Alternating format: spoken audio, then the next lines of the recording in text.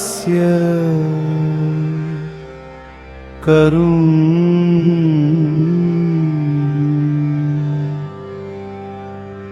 रौद्रवीन्द्र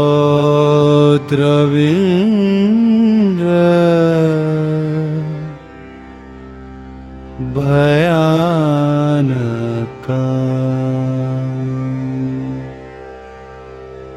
बीभत्सा अद्भुत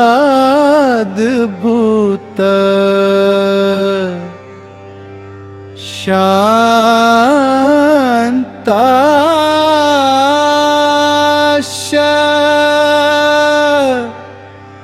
नवरसा प्रकीर्तिता।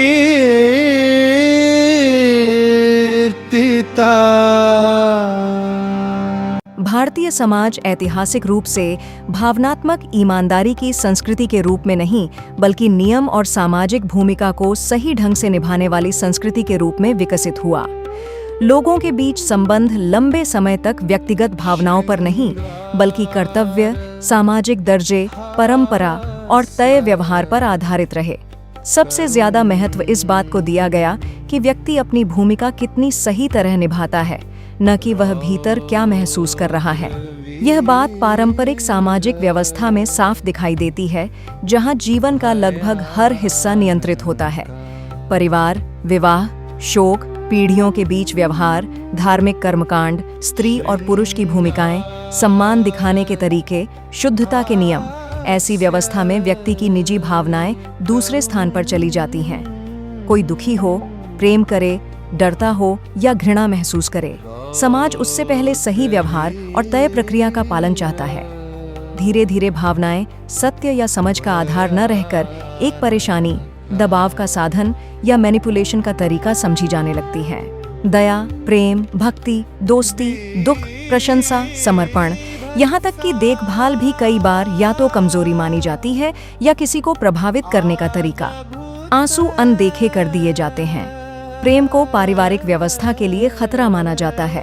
अत्यधिक भक्ति या समर्पण को स्वार्थ या सहारे की तलाश समझा जाता है।